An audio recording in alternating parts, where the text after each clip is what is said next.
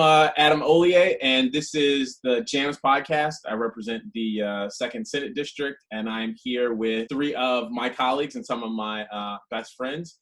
And we are here to talk about kind of the state and to give you a little bit of insight on us and what's going on in the world. So I'll kick it off to my buddy Jeremy. Thanks, Adam. I'm Jeremy Moss. I'm the state senator for 11 communities in southern Oakland County. And I'm coming to you from my home here in Southfield, where I served on the city council and served 2 terms in the state house. I'm excited to have this conversation. It's long overdue that we kind of partnered together on something like this. So I guess I'll kick it over down to Mallory. Hey, I'm Mallory McMorrow. I am a state senator for the 13th district, coming to you live from Royal Oak. I am, much to Jeremy's chagrin, the youngest member of the state senate. By 2 months. By 2 months. We're in between our birthdays right now. That's true. We should have a joint socially distant celebration. But yeah, new to the legislature, was part of the pink and blue wave that got into office in 2018, but really proud to represent almost 280,000 people in 8 cities. Kicking it over to you, Stephanie. Hi, everyone. I'm Stephanie Chang, state senator for District 1, which is a large portion of Detroit, and then a large portion of downriver as well, all the way down to Gibraltar. And excited about our JAMS podcast. Awesome. Well, it's kind of cool that we have kind of neighbors. So Stephanie and I's district are neighboring, and Mallory's and Jeremy's are the same. And so the next thing we're going to do is to kind of talk about some hot topics. So I'll go right over to Stephanie, my buddy, and you want to tell us what's going on? What's in your nose right now? Your nose. Sure, but before that, what's JAMS? So JAMS, Jeremy, Adam, Mallory, and Stephanie. So kind of that acronym. I think that's an acronym or an anagram. It's an anagram. It's an acronym. It's an acronym. Yes. Obviously. Do you know, my full initials are JAM, so I just thought it was really just an ode to Oh, so initials. This is just a podcast about Jeremy. Jeremy Allen Moss, right? Well, my initials are the longest. Adam, Chester, Lafayette, Olier. It's a lot of names. Yeah. A lot of names. Yeah. So, now, how about that, Jeremy? All right. Your long name, my long name. But as you can tell, we're kind of an interesting bunch, and it's a cool opportunity to kind of share. With the pandemic and with COVID-19 taking us away from some of the personal spaces, we thought it would be important to kind of give us back that human touch that we're all missing in a space where at least the 4 of us, I think, take this particularly serious. So, Stephanie, as you talk about what's going on, what's right up top of the ticket for you? Yeah. Okay, so my hot topic for today is water shutoffs. Yesterday, the governor announced the extension of the water shutoff moratorium until the end of the year, which is really great news. And then also today, the ACLU of Michigan, and along with a number of other groups, are suing the state as well as the city of Detroit and a couple of other individuals on this issue of water shutoffs. And I just think that we are, especially during a pandemic where we got to wash our hands, making sure that people have access to water is just so critical. And I'm really proud of our governor for stepping up to the plate for doing this moratorium on water shutoffs and extending it until the end of the year. However, at the same time, I'm also very cognizant of the fact that we haven't actually passed any long-term solutions around water affordability and shutoff protections. And it's an issue that I care about a lot, and something that I've been working on basically since I first took office in the House in 2015, and have just, in talking with so many people who have had their water shut off, the stories are really just terrible, and it's a human rights issue. It's also a public health issue, clearly, right now, because if people aren't able to wash their hands, we're spreading, all types of different illnesses, and it's also an economic justice issue. So, I'm eager to see what happens with the lawsuit, but also with, with this moratorium. I think it really has to force us to talk about this issue more. So I'm excited about that. And I'm just hopeful that we'll be able to, get some more stuff done on this issue.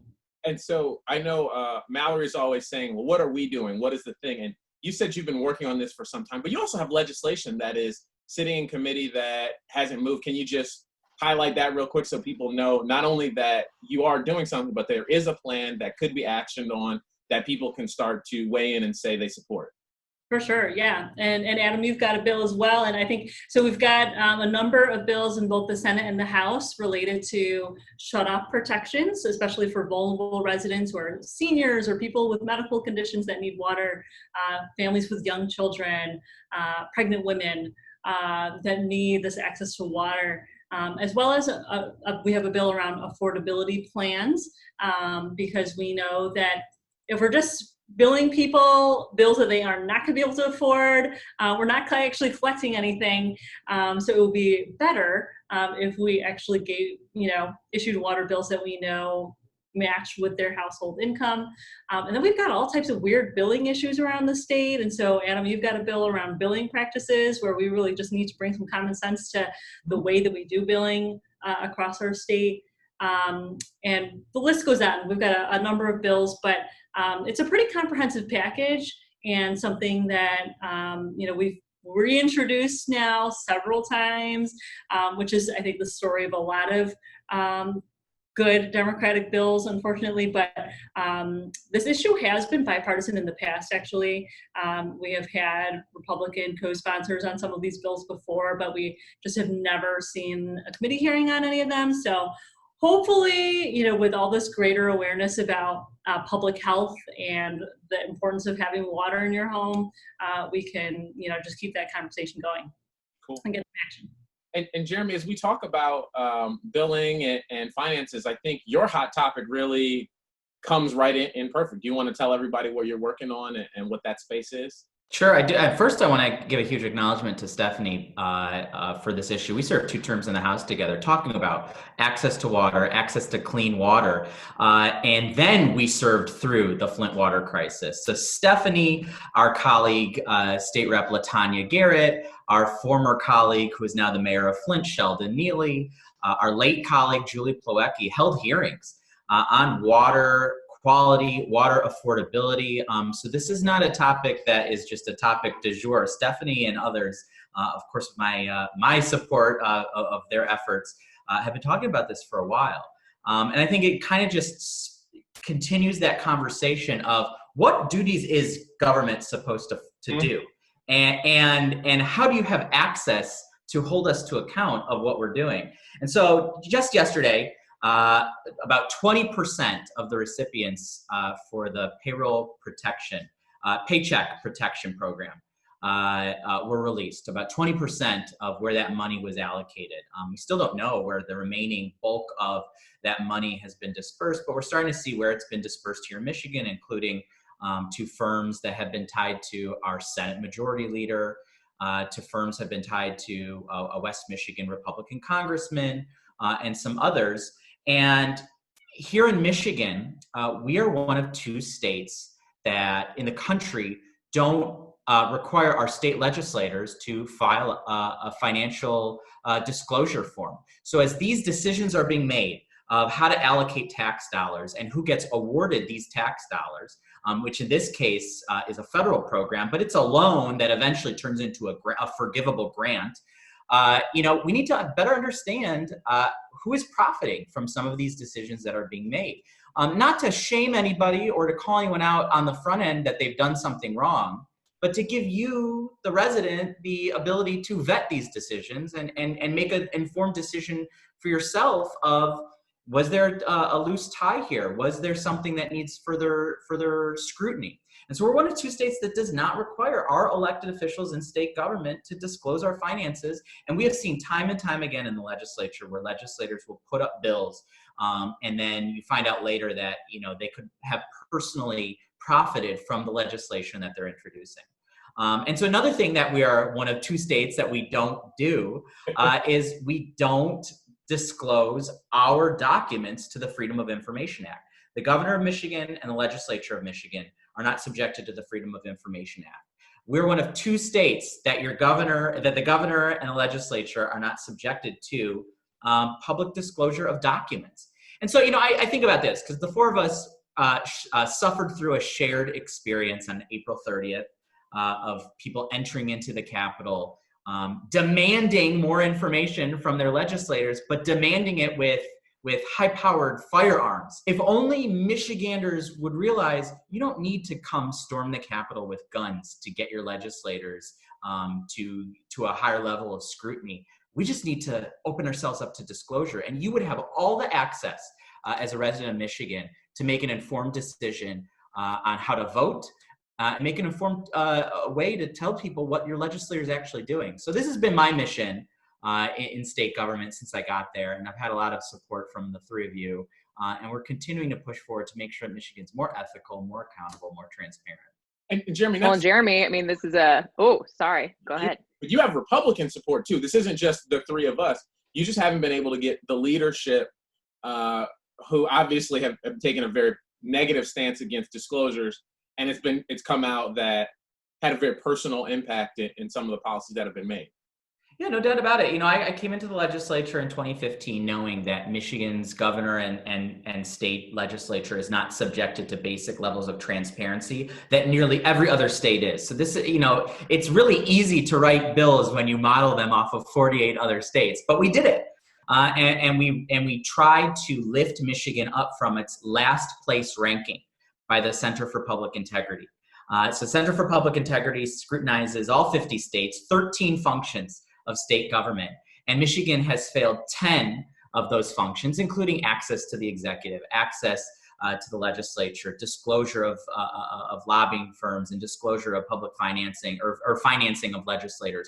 And so things like that, we fail 10 of those 13 categories, and we're dead last. And so I think, you know, I found good partnerships across the aisle. The first time we introduced these in the House, it was me and then Rep. Ed McMorrow pushing these forward. A Republican state rep at the time from the UP came out of the House nearly unanimously, still had some stubborn folks, and to disclose our documents to FOIA. And then the next session, it was the first bipartisan initiative of that legislature. Me and the Speaker Pro Tem, then Lee Chatfield, stood side by side to roll it out again, came out of the House unanimously. And so this time around, the Senate has always stalled these efforts. So me and Ed McMorrow now serve in the Senate. And we're reinvigorating this conversation with great support from both sides of the aisle. But again, it's still stalled, and we still have to renew this call to make us more transparent. And the name of the game is to make sure that residents know what we're doing, so that we have legislators who are held up to scrutiny. And some of these things that erode trust in government, those barriers don't exist anymore. That's what we're trying to lift up. Mallory, you were going to say something, and I think I mansplained, cut you off, so my bad. No worries, but I don't think there could be a hotter topic than this one right now. We've got a SCOTUS ruling that came down today with some of the newly appointed judges citing that the president is not exempt from financial disclosures, which I think is important. We'll see what happens in the courts. I think that was kicked down to lower courts to move forward on. But it's important. And Jeremy, as you pointed out, we're dead last in the country. And if you're running for Congress, you've got to disclose your finances. But if you are currently the president of the United States, that looks like that's going to change. But your state legislator should be required to disclose their finances too. And we've got some pretty loose rules about, whether or not you should vote on a certain issue if it should benefit you financially. Some people take that to heart, others don't. And how is the public going to know which is which and what the difference is? We have self-disclosure on these things. You can self-opt out of taking a vote and then explaining that you might be personally enriching yourself by taking a vote. But no, when you're self-policing, that's a huge problem for folks. And it shows that some of these things can be done undercover and never brought to the light of day. Speaking of cover, Mallory, I think your hot topic is asking people to make a reasonable accommodation. Do you want to kind of let us know what you're asking people to cover? Oh, yeah. Well, I want to lead this off. I want to read you guys a quote from a story, and I want you to guess what it's about. So the quote is, quote, "This is not supposed to be Russia, where the government tells you what to do and when to do it," grumbled Alvin Rippey, 35, owner of a Bronx construction firm. And then, quote, "I wish it was mandatory for everybody, because it's worth it, said Xenia Barkley, 29. What are they talking about? Well, masks, right? Or vaccines. It sounds like masks. This is, you would think it's masks because this sounds like a debate that we're having today, but this is a 1985 Washington Post story about That was a seatbelts. great year. That was the year I was born. Wonderful year. Nothing but great. It's a great year, but the same debate is happening that's happening now. And it is so frustrating to watch how wearing a mask has become so politicized that we have people screaming at people in grocery stores. We had the horrible incident in Flint where the security guard was killed for asking somebody to wear a mask. You've got people coughing on people in stores and spitting on them. And it is just, it's so sad to me. There was a report from the chief economist at Goldman Sachs who said if masks were widespread, mask wearing policy, that the United States would save $1 trillion on the economy. This is quite literally the cheapest and easiest thing we can do to keep reopening. I mean, whether or not you really side with the science, you know, here's the beef. Like, you can find and pick and choose studies to back your belief, right? Overwhelmingly, study after study after study shows that masks are effective. But even if, let's say, worst case scenario, it doesn't protect you from a virus, it doesn't stop the spread of a virus, it doesn't help reopen and get kids back to school. That's the best case scenario of all the things it can do. The worst case scenario is you had some fabric on your face. Worst case scenario. Why would you not want to do quite literally what is the bare minimum to potentially save your neighbors' lives, make sure we can keep reopening, get kids back to school in the fall, make sure colleges can reopen, and save the US economy $1 trillion. So my contribution, which I'm very proud of, as a legislator from a swing district who has never had any of the bills I've introduced even get a committee hearing, but I did create a hashtag, Mask Up Michigan, that went viral, and I was really excited to see the governor asking for a national Mask Up campaign this week. So it's been really cool to see people posting pictures of their super cool masks. But yeah, it's got to be something we all get on the same page about.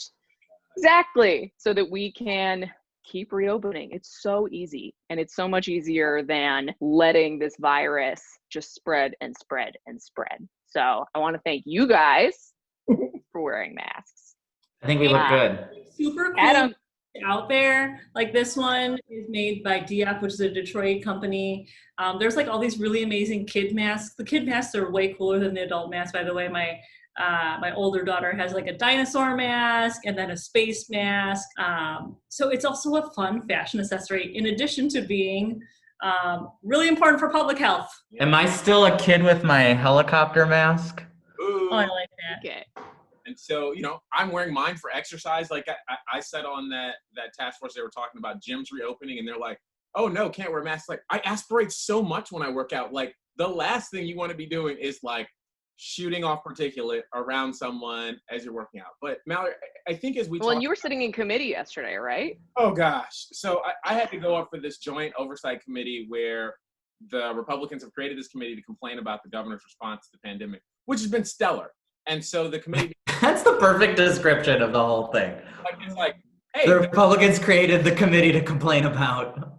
and so, you know, this is a 2 sessions, 7 hours total, and myself and Wayne Schmidt are the only people who are wearing their mask the whole time. Oh, and Rep. Guerrera. So Vanessa Guerrera is wearing hers. And so it's funny because you see all these elected officials who have brought people in and are complaining about unemployment and all these other kind of things. And all the staff are wearing a mask the whole time. But these elected officials are not, because of this very political, nonsensical thing. And it's crazy as you see now the vice president and the president saying, okay, well, we should be wearing masks too. But you quoted Goldman Sachs, which I think is like one of those left-leaning, crazy think tanks, right? Very left think tank.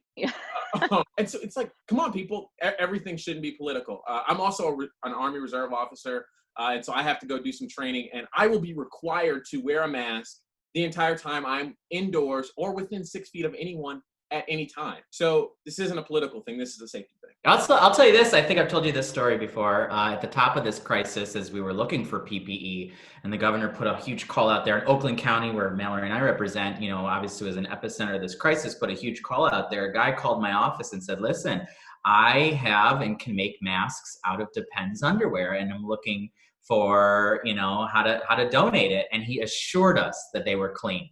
So listen, you can get creative here. You don't have to have hospital grade PPE as long as you cover up your face with something clean, preferably. Something clean, preferably. There's a woman in Royal Oak named Karen who I loved. People commented this was probably the first positive story about a Karen in a long time. So Karen from Royal Oak is doing an amazing job. But she started making masks and hanging them on the tree in front of her house for anybody to walk by and take. So there are all these like super cool patterned masks.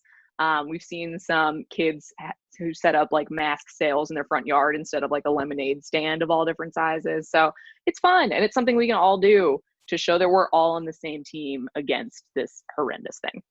You go, Karen. Yeah. You go, Karen. Because it's also really cool, as you talk about that kind of perfect transition into my pieces, we display the things that our value and that benefit our values, right? And so over the last couple of weeks and months, there's been a lot of discussion about what monuments should we have up, what names should be on buildings, right? And so a few weeks ago, I had a joint resolution and a resolution that got 20 co-sponsors, which is a majority of members in the Senate, to have a bipartisan conversation about renaming military installations that are currently named after Confederate generals. I'm an officer, I spent a lot of time on these bases, and Fort Benning, the one I'm going to next and have spent the most time, is named after a Confederate general. And it's also on the land that my family had when my great-great-great-grandfather was the chief of the Muskogee Creek Nation prior to the Trail of Tears. And so, as we talk about these things, I think a lot of people are saying, well, you're just trying to rewrite history. And that couldn't be further from the truth. All we're asking is that history is more than just his story.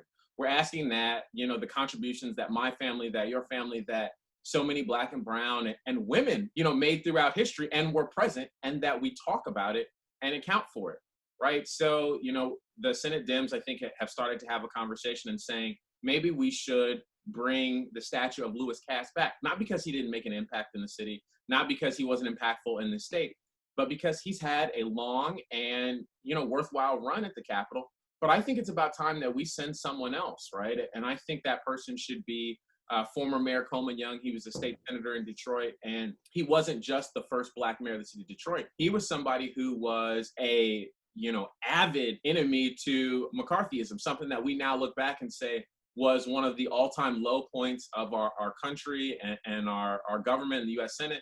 And he was somebody who fought against people like Elbert Patterson, who became famous for, his comments voting on busing. And so as we talk about how people's legacies age and change and grow, I think there was a lot of animus towards, Mayor Young, because he was a Black man and was unabashedly Black and unabashedly supportive of pro-Black movements. And you compare, his management of the city then to now, and you start to see people saying, oh, wow, he did do a good job. And the challenges that he faced were just the challenging market change of, 1 in every 4 cars being made in Detroit to them being made all around the world.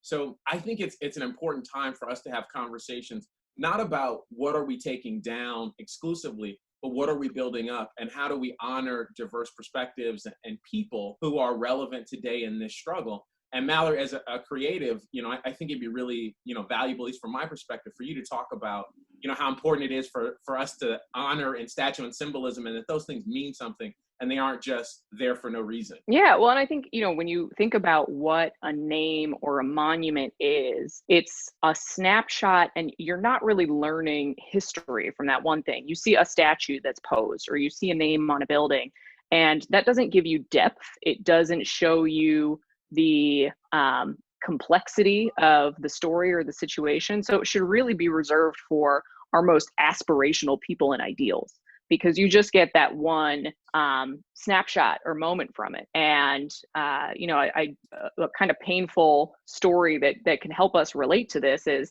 if you go to Germany, there aren't statues to Nazis. There aren't monuments to Nazis. And I'm sure there are people still in Germany who say, well, my family, this is my family's legacy. We should remember it because it's part of history.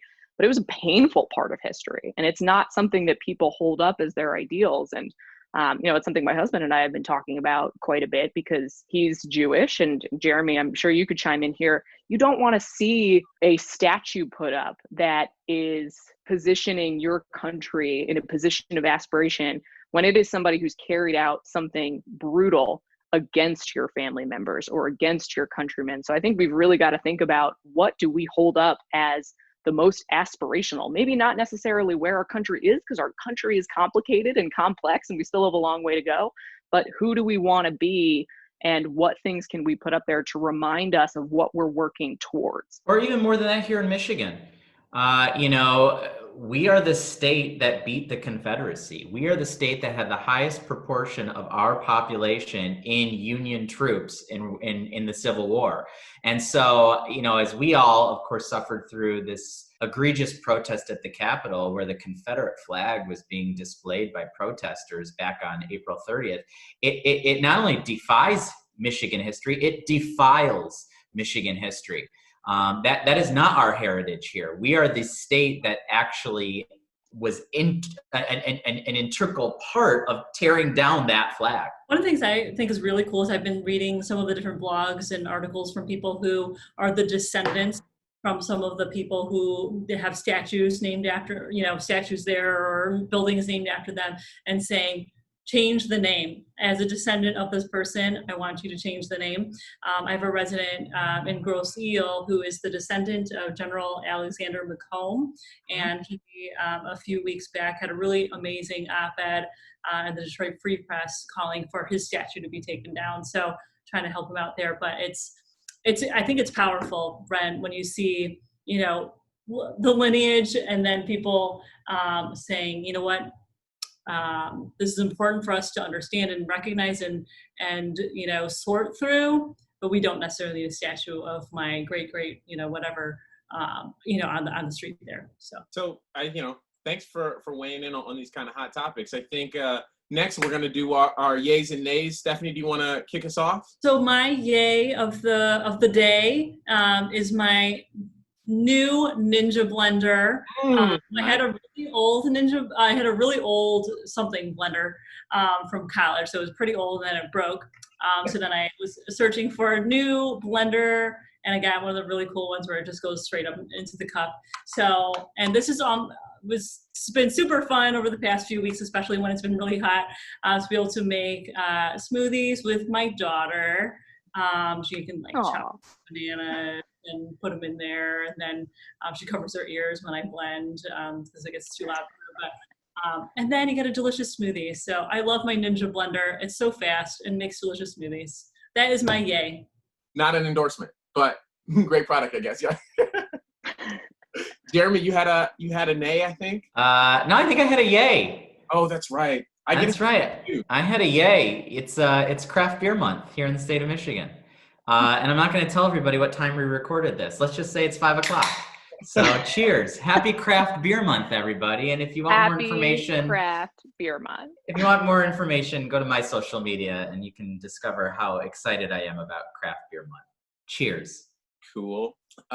Mallory, yay or nay? I have a yay. My yay for our first episode is Hamilton. My husband and I woke up at about 6 a.m. on Friday when it came out on Disney Plus and watched the whole thing. We had seen it at the Fisher Theater in Detroit when they were touring, but it is such a different experience when you can see the actors' facial expressions and reactions, and it really, it's such a beautiful show. The cast is incredible. We talk about history and how we want to remember things, and I think what they've done with that show, obviously because it's cast with mostly non-white actors and we're telling the story of the founding of our country, but imagining what it could be like.